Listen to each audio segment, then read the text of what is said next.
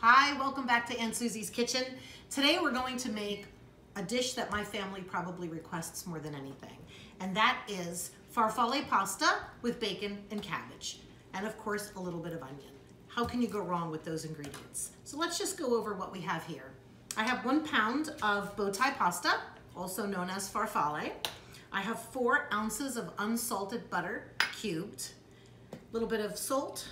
I have 1 pound of uncured bacon. Uncured bacon is my preference. You certainly can use whatever kind of bacon you want. You can also use pancetta here if you choose to. And I have about 5 pounds of cabbage. Now, the weight on the cabbage is before I core it. So when you buy it, weigh out 5 pounds. We're gonna take the cores out of it and we're gonna go ahead and use that. And then we also have 1 large sweet onion. This one weighs about 1 pound. This happens to be a Vidalia onion, but there are other brands of sweet onions out there. So let's go ahead and get these ingredients ready. This is a very simple recipe. What I like most about it is that it's all done in one pot. Okay, so the first thing we're gonna do is we're gonna chop the bacon. Pretty straightforward on that. Really sharp knife. I'll tell you what works well also. If you have time and you can partially freeze your bacon, it cuts really nicely when it's partially frozen. Just be careful, make sure you have a good grip on it. And that's about it. Just gonna give it, we've got maybe a ½ inch chunks.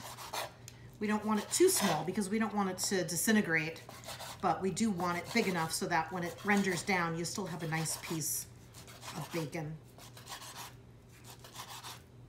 All right, that's good there. So we're gonna go ahead now and we'll get this in our bowl. Put this to the side. Then we're gonna go ahead and we're gonna chop the cabbage. Also very simple. You can definitely, if you wanted to, use a box grater for the cabbage. I think that if you just go ahead and chop it, it's just as easy and a little bit faster than using the grater. Or if you have a food processor and you want to put it through the julienner in the food processor, you can do that too. So all I did was just cut this cabbage in half. Of course, my cabbage has been cleaned and washed first. Always make sure you wash your vegetables before you start cutting into them. Even if you're gonna remove the outer leaves, still give it a wash. And then I'm just gonna go ahead and follow along the line on the core, and I'm gonna remove that and discard it. I'll do that to both of these. Great. So now, chop it in half one time. Nice flat surface so it's not moving around. You just want to go ahead and give it a nice thin chop. One more rough chop, put that to the side. We're gonna go ahead and get the rest of this cabbage prepared, and then we'll come back and we'll show you the next step. Okay, so we have all of our cabbage cut, and I'm sure you're looking at that thinking, my goodness, that is a mountain of cabbage. But it's actually gonna cook down to less than half of what you see right now, so don't let that intimidate you. So the next thing we're gonna do is we're gonna go ahead and we're gonna get our onion ready, and I'm gonna try not to be too distracted because I just pulled the chocolate cake out of the oven, and that's all I can smell. You should head over to my channel and check out that recipe. It's entitled The Best Damn Chocolate Cake, and it really is. Very simple, comes together in just a few minutes, and is great for cookies and cupcakes. Anyway, back to the onion.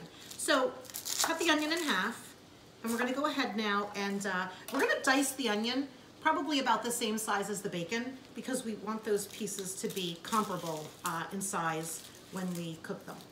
So, I'm just gonna peel all the skin off of it. And I'm just gonna go ahead and I'm gonna score this a little closer, you can see.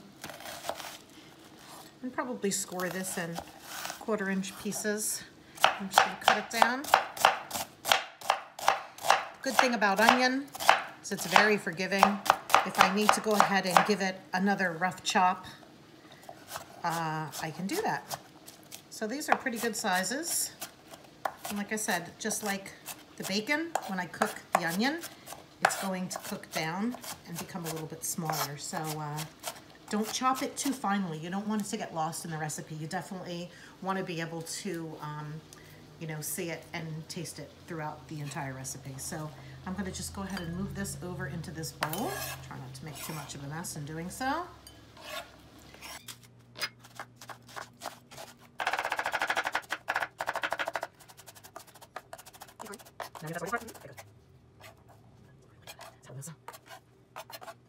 I grab my pasta. Remember, this is 12 ounces of pasta. Be careful, guys, because when you go to the store now and buy pasta, sometimes what you think is a pound box only weighs 12 ounces.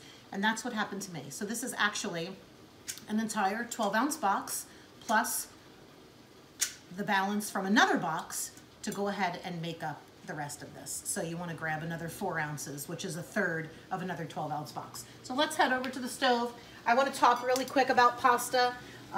You'll always hear me say that you have to salt your pasta while you're cooking it.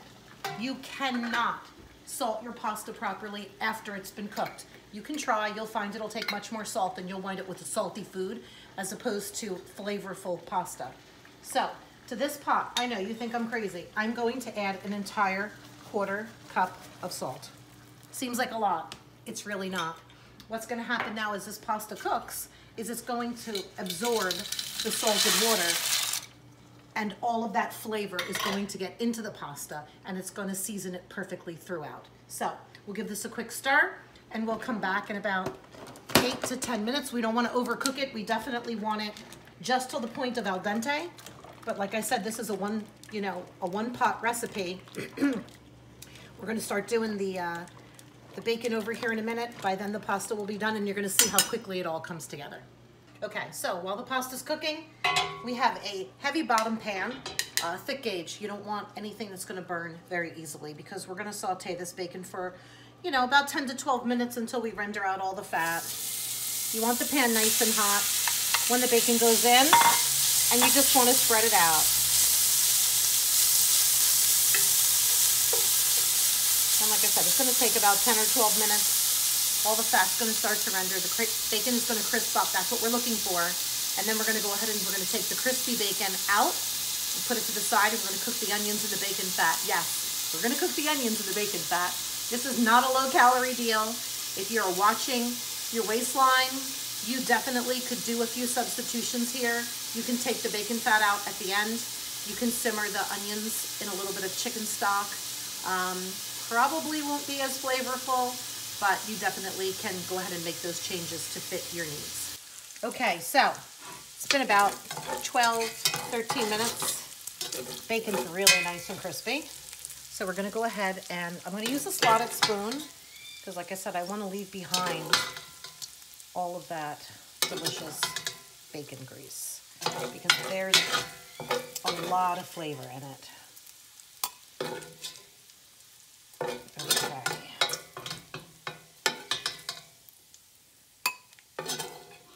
Great. Okay, so we're going to set that to the side, and we're going to put the gas back on medium-high, and we're going to go ahead and drop the onions in. Now, onions have a lot of moisture. They're going to start to release that moisture, and when they do, we're going to be able to get all of that color off of the bottom of the pan, and the onions are going to take on some of that color, but most importantly, all of that flavor from the bottom of the pan is going to come up into the onions and really contribute to a whole level of flavor that it wouldn't have otherwise. So we're going to cook these until they're translucent. I'm going to say maybe 5 to 7 minutes, and then we'll move on to the next step. Okay, so as we knew would happen, the onions are starting to release some of their water, and you see down on the bottom how now I can very easily pick up all of that bacon love that's stuck to the bottom of the pan. I don't know what else to call it, but it definitely smells delicious in here right now.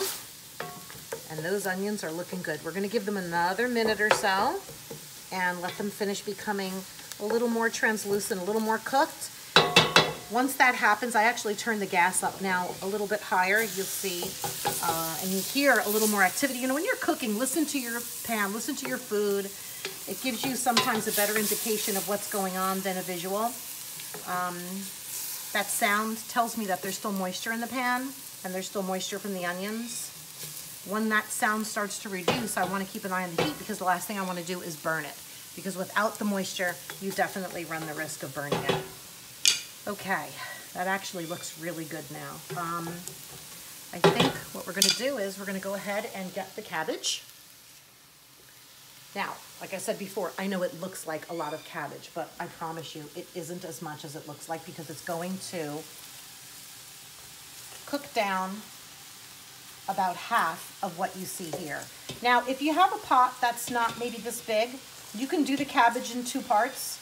You can cook one part, and then you can take it out of the pan, and you can cook the other part, and then you can bring it all back together in a big bowl, or you can half the recipe if you want. The star of this dish is the cabbage.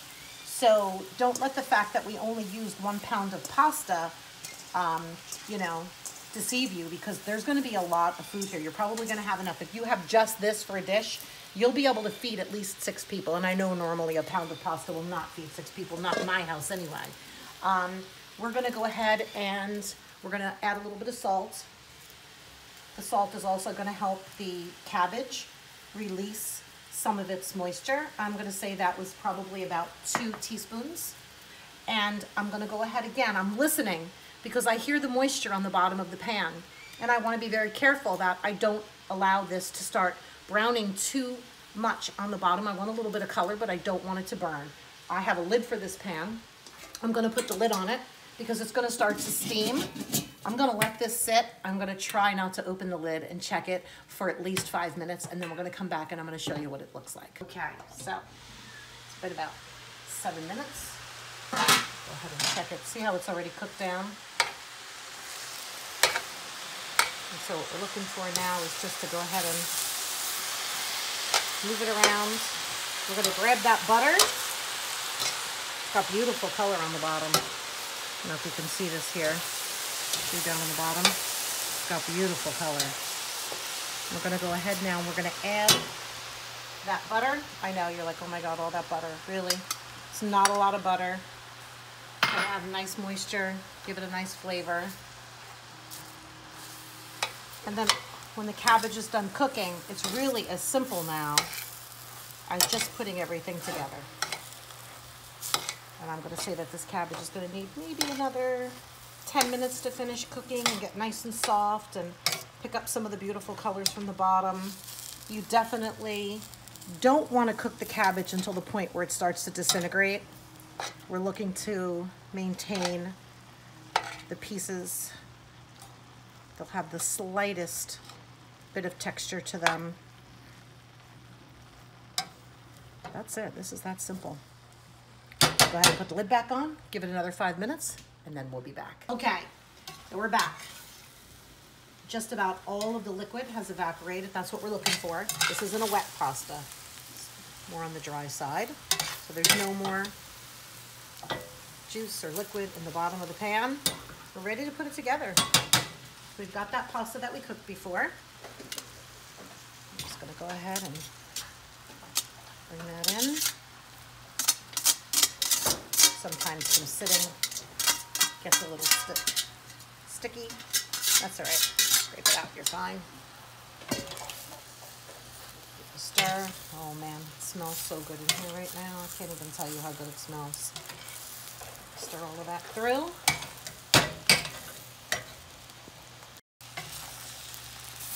Okay, heat it throughout. We're going to turn the gas down because it's really dry now and we don't want it to stick or burn.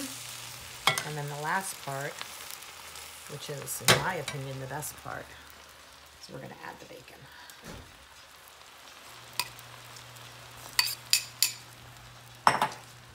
Oh, that really brings the whole dish together. At this point, you can turn the gas off because everything is hot. That's why we cook the pasta only to the al dente stage, because you don't want to overcook it once you mix it, because you're going to continue to heat it up this process, and it's going to continue to cook. So there's just one thing left to do. Oh boy, look at that. Really doesn't get much better than that. When you're talking about comfort food, I might have saved a little extra bacon just to garnish at the end. Okay, so the only thing left to do now is obviously try it. This is my favorite. Look at the smoke.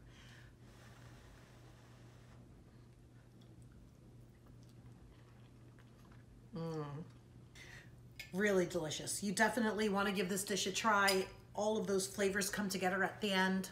The bacon, the crispiness of the cabbage. You've got just that little bite. You can taste the onions. It just really is the epitome of comfort food. It's my family's favorite for a reason. So go ahead and check out the rest of our videos. Don't forget to like and subscribe, and come back and see us again, because there's always something good cooking in Aunt Susie's kitchen.